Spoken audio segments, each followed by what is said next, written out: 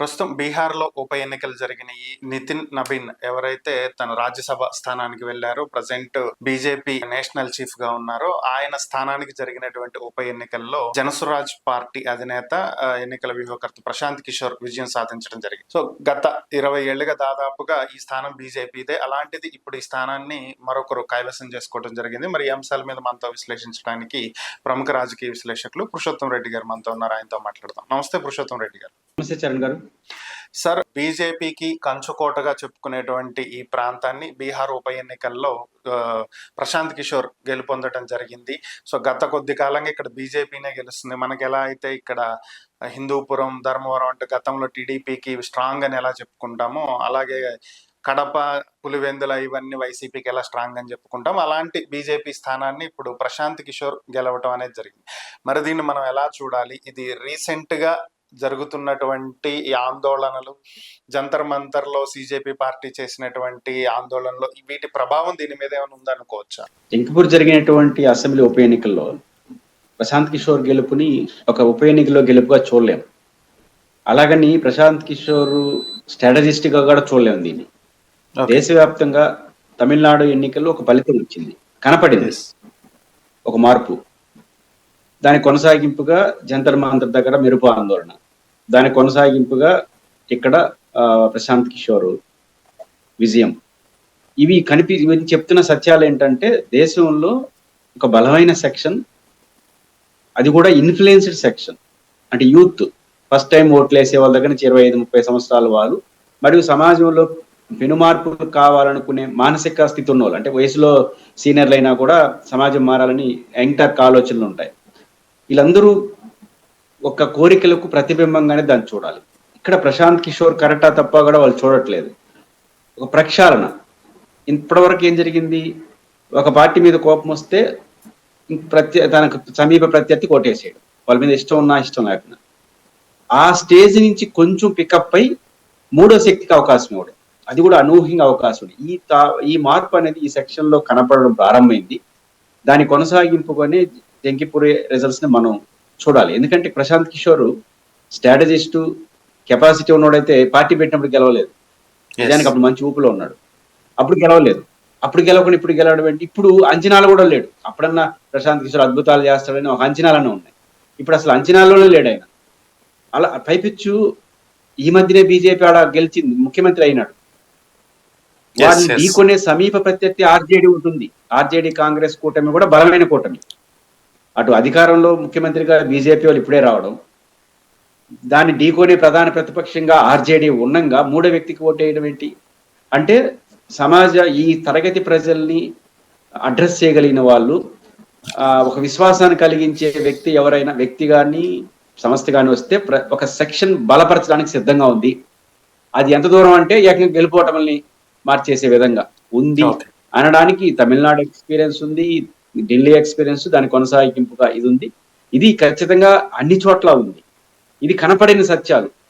అంతర్లీనంగా కానీ మనం సున్నితంగా పరిశీలిస్తే ఏపీ 24 ఎన్నికల్లో కూడా కనపడింది. ఏపీ 24 ఎన్నికల్లో, మొదటి ఎన్నికల్లో 7.5% ఫస్ట్ టైం ఓటేసినారు. ఒక రకంగా జంజీగా చూడాలి మనం. 7.5% 30-40 లక్షల ఓట్లు. ఈ ఓట్లన్నీ ఒక అసెస్మెంట్ ప్రకారం 90% కూటమి పడ్డాయి. ఓకే, బికాజ్ పవన్ కళ్యాణ్ ఏదో మార్పు తీసుకొస్తాడు అనే ఒక యాంగిల్లో. అంటే ఇట్లా కులాలు పనిచేయట్లేదు, మతాలు పనిచేయట్లేదు, అన్నిటికన్నా మించి ఏ కోరికలు లేవు. అదొక విచిత్రంగా ఉంది. ఇది మంచిది దేశానికి. అంటే మాకు పోలవరం కట్టినాడు, రాజధాని కట్టినాడు, మాకు పెన్షన్స్ ఇచ్చినాడు, మాకు ఉద్యోగాలు నోటిఫికేషన్, ఇది కూరట్లా సమూలంగా మార్చేయాలి. ఇప్పుడున్న సిస్టమ్ పైన వ్యతిరేకం. ఇప్పుడున్న పొలిటికల్ సిస్టమ్, పార్టీలు ఏదైతే తాత ముత్తాతల నుంచి ఆధిపత్యం ఉందో, మీరు చెప్పారు ఇంతకుముందు, ఆ ఊరు ఆయింది, ఈ ఊరు అయింది, ఈ నియోజకవర్గం ఆయింది అని దాని బద్దలు కూడా వేసినారు. పైపించి ఈయన ఎవరు? జాతీయ బీజేపీ అధ్యక్షుడు ప్రాతినిధ్యం వహిస్తున్నటువంటి సీట్ అది. ఈ మధ్య రాజ్యసభకి వెళ్ళాడు ఆయన, రాజీనామా చేశారు. కానీ ఇవన్నీ చూస్తున్నప్పుడు నిస్సందేహంగా ఇప్పుడున్న దాటిని బద్దలు కొట్టే ప్రయత్నం చేసినారు. దానికి ఇది కొనసాగింపు. దేశంలో అన్నింటిలో సార్వజనీయంగా ఉంది. ఢిల్లీ ఒక డెవలప్మెంట్, తమిళనాడు ఇంకొక డెవలప్మెంట్, వెనుకబడిన ప్రాంతం అనే అనుభవం బీహార్. ఏమి తేడా కనపట్ల, అన్ని చోట్ల సార్వజనీయంగా కనిపిస్తా ఉంది.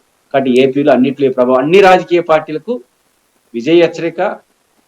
జంతర్ మంతర్ హెచ్చరిక, ఇది మరింత హెచ్చరిక. అన్ని రాజకీయ పార్టీలు తమను తాము సమూలంగా ప్రక్షాళన చేసుకొని ఈ తరగతి ప్రజల విశ్వాసాన్ని పొందకపోతే భారీ మూల్యాన్ని చెల్లించుకోక తప్పదు. అంటే మీరన్నట్లు దేశంలో మార్పు కనిపించే దిశగా అడుగులైతే పడుతున్నట్లు అనిపిస్తున్నాయి. యంగ్ జనరేషన్ ఎవరు ఏం చేశారు ఏంటి అనేది నిశ్చితంగా పరిశీలిస్తున్నారు. సో మార్పు కావాలని కోరుకుంటున్నారు. అంటే మూడవ ప్రత్యామ్నాయం కోసం ప్రజెంట్ జనరేషన్ చూస్తుంది అనేది దీన్ని బట్టి అర్థమవుతుంది. సో అంటే ఏపీలో కూడా ఒక మూడవ ప్రత్యామ్నాయానికి అవకాశం ఉందా? 29 ఎన్నికల్లో దీని ప్రభావం ఉండబోతుందా? 24లోనే ప్రభావం చూపించింది కాబట్టి 29లో ఉండకుండా ఉండే ప్రసక్తి లేదు, ఇంకా మెరుగ్గా ఉంటుంది. 24లో మనకు కనిపెట్ల. విజయ్ ఇవన్నీ చూసిన తర్వాత ఏపీలో ఎట్లా ఉందని ఇప్పుడు స్టడీ చేస్తున్నాం. నేను కూడా ఇప్పుడు స్టడీ చేసిన. అప్పుడు జనరల్ అనుకునేసినాం, ఆయన మీద కోపం దీనికి వేసినారు, ఈయన మీద కోపంతో ఆయనకి వేసారు అనుకున్నాం. కాదు, జంజీ ప్రభావం బలంగా పడింది. అందువల్ల భారీ మెజారిటీ ఇట్లా దారుణంగా వచ్చినాయి. ఇక్కడ ఆంధ్రప్రదేశ్ లో కొన్ని ప్రత్యేకంగా పరిశీలించాలి. ఇక్కడ మనకు 3 పార్టీలైనా కూటమిలో పవన్ కళ్యాణ్ గారు ఉన్నారు, జగన్మోహన్ రెడ్డి గారు. 3 పార్టీల మీద 3 రకాల ప్రభావం పడుతుంది. ఖచ్చితంగా తెలుగుదేశం పార్టీ అధికారంలో ఉన్న కారణంగా నేచురల్ గా దానికి వ్యతిరేకంగా ఈ సెక్షన్ ఆఫ్ పీపుల్ ఉంటారు ఎన్మాస్ గా. పవన్ కళ్యాణ్ గారు తనకు తాను చేసుకుంటున్నటువంటి పొరపాటు కారణంగా ఈ 2 పొరపాట్లు ఆయన చేసేది. ఒకటి, ఆయన మనకి ఇక్కడ వీలు కాదు, విజయ్కి అయితే వీలైంది, ఇక్కడ హేమాహేమీలు ఉన్నారు, మనకాడు ఉంది, మన డబ్బు ఈ వదిలేస్తున్నాడు, కాడు వదిలేస్తాడు, అటు కాడు వదిలేస్తున్నాడు. అంటే ఛాలెంజ్ స్వీకరించట్లేదు. అసలు ఈ సెక్షన్ ఛాలెంజ్ చేసే సెక్షన్, యంగ్ బ్లడ్ కదా, ఛాలెంజ్ చేస్తుంది. ఆ సెక్షన్ ఆయన వదిలేస్తున్నాడు, ఆ సెక్షన్ ఆకర్షించట్లా. కాబట్టి అదొక తప్పు. పవన్ కళ్యాణ్ గారి నుంచి నిలబడాలి. ఈ సెక్షన్ ఇప్పుడు టిట్ ఫాట్ కొట్టాలనిపిస్తుంది. విజయ్ అటు కొట్టాడు కాబట్టి గెలిచిపోయినాడు. ఇక్కడ పవన్ కళ్యాణ్ గారు ఆ ప్రయత్నం చేయట్లేదు. ఇది ఒక డిసడ్వాంటేజ్ పవన్ కళ్యాణ్ గారికి ఉంది. రెండో డిసడ్వాంటేజ్ ఆయనకు తెలియకుండా ఏం చేస్తున్నారంటే, ఈ సెక్షన్ ఆఫ్ పీపుల్, జంజీ కావచ్చు, ముఖ్యంగా కాక్రోచ్ తరహా ఉద్యమాలు బీజేపీని బాగా ఇబ్బంది పెడుతున్నాయి దేశవ్యాప్తంగా, రాష్ట్రం. దీన్ని ఆయన అడ్డుకుంటున్నాడు. నరేంద్ర మోడీ గారి మెప్పు కోసం నిన్న సభలో సంబంధం లేని ఉపన్యాసం అది. మోడీ గారిని అట్లా విమర్శిస్తా ఉంటే నాకు చాలా బాధ వేసింది, ఏడుపు వచ్చింది, ఏదో మాట్లాడినాడు. ఇది చాలా బ్లెండర్ పవన్ కళ్యాణ్ గారు. పవన్ కళ్యాణ్ గారు చెప్పింది కరెక్టా తప్ప నేను పోవట్లేదు. పవన్ కళ్యాణ్ గారి చుట్టూ వైఫై లాగా ఉండేది ఎవరు? ఈ జంజీ బ్యాచ్. పవన్ కళ్యాణ్ గారి చుట్టూ ఉన్న బ్యాచ్ ఎవరు? Young batch. నువ్వు వాళ్ళని విమర్శిస్తున్నావు. నువ్వు ఇక్కడ అభిజిత్ కాదు. బీజేపీ మొన్న చేసిన తప్పు ఢిల్లీలో ఏంటంటే, అభిజిత్ వెనకాల చైనా ఉంది, చైనా వెనకాల బ్రిటన్ ఉంది, ఈ లెక్కలు తీసుకున్నారు. దీని వెనకాల కుట్రలు కుతంత్రాలు కాదు. అభిజిత్ అనేది పర్సన్ మాత్రమే. దాని వెనకాల కదులుతున్న వాళ్ళకి అభిజిత్కి ఏం సంబంధం లేదు. అభిజిత్ పాయింట్ గుర్తుపెట్టాడు, యంగ్ జనరేషన్ అసహ్యంగా ఉంది ఈ రాజకీయ వ్యవస్థ పట్ల, మనట అంటిస్తే అంటుకుంటుంది అని నిర్ణయం తెలుసుకున్నాడు, లీడ్ చేసినాడు. అంతే తప్ప ఒక రకంగా మామూలుగా బల్బం కట్టారంటారు కదా, ఆ టైప్ ఆయన కట్టారు తప్ప ఆయన కారణం కాదు. ఇలా ఆయన చుట్టూ తిరుగుతున్నారు. ఆయన చుట్టూ తిరిగితే రాజకీయాలు మారు. అభిజిత్ కాబట్టి ఇంకొకటి వస్తారు. కాబట్టి ఈ యూత్ ఎందుకు అట్లా తయారయ్యారనేది బీహార్ లో అర్థమైంటుంది బీజేపీ. ప్రశాంత్ కిషోర్ అదే చెప్పాడు, బలమైన సంకేతం, బలమైన సమాచారం ఎన్నిక ద్వారా బీజేపీకి చేరుంటుంది అన్నాడు. అది కరెక్ట్. ఖచ్చితంగా బీజేపీ ఇప్పుడు అర్థం చేసుకోవాలి, మనం అభిజిత్ చుట్టూ తిరిగినామంటే ముత్తుపలు రాలుతాయి, మనం యూత్ చుట్టూ తిరగాలి. యూత్ ఏం ఆలోచిస్తాను? పవన్ కళ్యాణ్ గారు ఆ కాక్రోచ్ ఉద్యమాన్ని విమర్శించడం ద్వారా తన చుట్టూ వైఫై లాగా సెక్యూరిటీగా ఉన్నటువంటి యూత్ ని ఆయన పోగొట్టుకుంటాడు. యూత్ ఇది ఆశించరు. అన్నిటికన్నా చరణ్ గారు ఈ నియతత్వ భావజాలాల్ని, నేను చెప్పిందే శాసనం అని చెప్పే తత్వాన్ని రాజకీయాల్లో ఎక్కువైనాయి. అది మోడీ గారి నుంచి కింద వరకు వస్తా ఉంది, ఎమ్మెల్యేల వరకు వస్తా ఉంది. దీన్ని యూత్ అసహించుకుంటా ఉంది. అట్లాంటి అసహించుకుంటా అంటే మీరు వాళ్ళు పొగడతా ఉంటే ఎట్లుంటుంది? వాళ్ళ ఆకాంక్షలకు భిన్నమైంది. బెస్ట్ ఎగ్జాంపుల్, ఈరోజు ఏపీలో మీరు ఎక్కడైనా తిరగండి. ఒకప్పుడు నేను కూడా విద్యార్థి నాయకుడు ఉన్నప్పుడు చూశాను. 10-15 ఏళ్ల క్రితం ఎంఆర్ఓ ఆఫీసులు కలకల్లాడుతూ ఉండేది ధర్నాలతో, positive or negative. RDO office, ఇప్పుడు ఆర్డీఓ ఆఫీస్, కలెక్టర్ ఆఫీస్ జనం ఉండరు, అంతా ఎమ్మెల్యే ఇంటికాడ ఉంటారు. అంటే ఎమ్మెల్యే చెప్తే తప్ప వాడు చేయడు ఎంఆర్ఓ. దీన్ని సమాజం అసహించుకుంటా ఉంది. దీనివల్లే కరప్షన్ పెరిగింది. గత ప్రభుత్వం ఓడిపోవడానికి కూడా ఇదొక కారణం. వైఎస్ఆర్ కాంగ్రెస్ పార్టీ కూడా ఎమ్మెల్యేల పెత్తనం ఎక్కువ కావడం. మంచికైతే ఓకే, లేకపోతే ఏం చేస్తారు? ఇప్పుడు ఆర్డీఓ చుట్టూ తిరిగితే వాడు ఎంప్లాయీ, కానీ ఎమ్మెల్యే చుట్టూ తిరిగితే నా పని అంటే ఒక 2 సెంట్లు భూమిని ట్రాన్స్ఫర్ చేసుకోవాలని ఎమ్మెల్యే చెప్పకపోతే ఇచ్చే పరిస్థితులు లేదు రాష్ట్రంలో. ప్రభుత్వంలో ఈ లోపాలు ఉన్నాయి. దీన్ని అసహించుకుంటా ఉంది ఈ సమాజం. యంగ్ జనరేషన్ ఎవడు ఒప్పుకుంటాడు? నేను ఎంఆర్ఓని ఆర్డీఓని పెట్టుకుంటుంది మాకు సేవ చేయమంటే నేను నీ ఎమ్మెల్యే ఇంటికి ఎందుకు రావాలని భావన ఈ యంగ్ లో ఉంటుంది. కాబట్టి వీటిని మార్చుకోవాలి. దీన్ని ఎమ్మెల్యే నియంతృత్వం దగ్గర నుంచి మోడీ నియంతృత్వం వరకు దీన్ని సమాజం యాక్సెప్ట్ చేయట్లేదు. ఇట్లాంటి దశలో మోడీ గారు ప్రపంచ నాయకుడు, ఇక్కడ మోడీ గారు వ్యక్తిగతం కాదు, సమాజం అట్లా చూస్తా ఉంది. ఇట్లాంటప్పుడు మీరు పవన్ కళ్యాణ్ గారు ఈ 2 తప్పుల కారణంగా పవన్ కళ్యాణ్ గారు ట్రాక్ తప్పాడు. అయితే వైఎస్ జగన్మోహన్ రెడ్డి గారు చాలా ఎర్లీగా దీన్ని గుర్తించాడు, చాలా ఎర్లీగా గుర్తించాడు. ఎప్పుడైతే ఎలక్షన్ జరిగిందో డిఎస్సి ప్రెస్ మీట్ లో కాక్రోచ్ ఉద్యమాలు వస్తాయి డిమాండ్లు ఒప్పుకోకపోతే ఆఫ్ కోర్స్ మేమే కాక్రోచ్ అన్నాడు, చాలా ఓపెన్ గా. దాని అర్థం ఏంటంటే జగన్ గారు చాలా పొదుపుగా మాట్లాడతారు విషయాలు. ఒక గంట 2 గంట ఉపన్యాసం చెప్తాడు కానీ కీలక అంశాలు చాలా పొదుపుగా మాట్లాడుతుంటాడు. ఆ పొదుపుగా మాట్లాడిందే కాక్రోచ్, జంజీ. ఇప్పుడు డిఎస్సి ఏ మాట వచ్చినా YSR Congress party tag line ఏం చేస్తున్నారు, జంజీ తరహా పోరాటాలు చేస్తాము, కాక్రోచ్ తరహా తిరుగుబాటు చేస్తామని పదే ఎందుకు మాట్లాడుతున్నారంటే ఆ పల్స్ ఆయన గుర్తించాడు. అయితే జగన్మోహన్ రెడ్డి గారికి 2 ఉన్నాయి. ఒకటి పాజిటివ్ యాంగిల్, అదేంటంటే జగన్మోహన్ రెడ్డి గారు మరీ ముదిరిపోయిన ముఖ్యమంత్రి అయితే కాదు, ఒక్కసారి కదా ముఖ్యమంత్రి అయ్యాడు, కోపతాపాలు అప్పుడే రావు. ఒక రకమైన ఏహే భావం, 10 ఏళ్ళు 20 ఏళ్ళు చూసినాం ఈయన పరిస్థితి లేదు, యంగ్.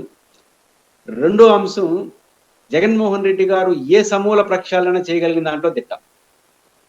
ద బెస్ట్ ఎగ్జాంపుల్ గ్రామ సచివాలయ వ్యవస్థ, విద్యా వ్యవస్థ. ఏదైనా సరే అనుకుంటే కొట్టేస్తాడు. అన్ని 26 జిల్లాలు, 17 మెడికల్ కాలేజీలు, ఏదైనా జగన్మోహన్ రెడ్డి గారు మాత్రమే ఇవి చేయగలడని నిరూపించు. అంటే తను అనుకుంటే ఏ సంచలన నిర్ణయాలు తీసుకున్నాడు. కొత్త వాళ్ళని ఎంపీలుగా, మేయర్లుగా, ఎమ్మెల్యేలుగా ప్రయోగాలు చేసినాడు, సక్సెస్ చేశాడు. ఉదాహరణకు అనంతపురం జిల్లా ఎప్పుడు మీకు తెలుసు రెడ్లు ఉంటారు ఎంపీలు, కర్నూలులో ఎప్పుడు రెడ్లే ఉంటారు, మొత్తం బీసీలు ఎంపీలు గెలిపించేసినాడు. ఈ ప్రయోగాల్ని సమాజం యాక్సెప్ట్ చేస్తుంది. ఆ తత్వం ఉంది కాబట్టి జగన్ గారికి ఇది అనుకూలం. కానీ ప్రతికూలం కూడా ఉంది. జగన్మోహన్ రెడ్డి గారి పార్టీలో కూడా చాలా మంది ఉన్నారు. అంటే ఈ గత ఎమ్మెల్యే వ్యవస్థ 2019 నుంచి 24 వరకు ఎమ్మెల్యేల వ్యవస్థ ఇదే తత్వం. ఎంఆర్ఓ ఆఫీసులో ఉండాల్సిన వాళ్ళు ఎమ్మెల్యే ఇంటికాడ ఉన్నారు. ఈ ఆధిపత్య ధోరణిని అంగీకరించదు. కాబట్టి మీరు పార్టీలో కూడా సమూల ప్రక్షాళన చేసి, ఏ జంజీ సమాజం అయితే ఈ ముదిరిపోయిన రాజకీయ నాయకుల్ని లేకపోతే నియంతృత్వ భావజాలం కలిగిన రాజకీయ నాయకుల్ని వ్యతిరేకిస్తున్నారో, ఏహభావం వస్తుందో వాళ్ళని తప్పించుకుంటారా, మారుస్తారా, అది మీ ఇష్టం. బట్ పార్టీ చట్టాన్ని ఈ జంజీ తరహా మూమెంట్కి, జంజీ ఆకాంక్షలకు అనుగుణంగా అడాప్ట్ చేసుకోవడం, ఇది కానీ జగన్మోహన్ రెడ్డి గారు చేస్తే జంజీ అన్నది జగన్మోహన్ రెడ్డి గారికి చాలా ఈజీగా కనెక్ట్ అవుతుంది. చేయకపోతే నష్టపోయేది కూడా వైసీపీనే. ఎందుకంటే ఆ జంజీ ఓట్లు అంటే మీకు పడాలి, లాస్ట్ టైం వాళ్ళకి పడింది. కాబట్టి లాభ నష్టాలు 2 ఉన్నాయి. అయితే జగన్ గారు ఈ స్టెండ్ తీసుకుంటే ఏపీలో జంజీ ప్రభావం ఉంటుంది, బట్ జగన్మోహన్ రెడ్డి గారి రూపంలో మారేదానికి అవకాశం ఉంటుంది.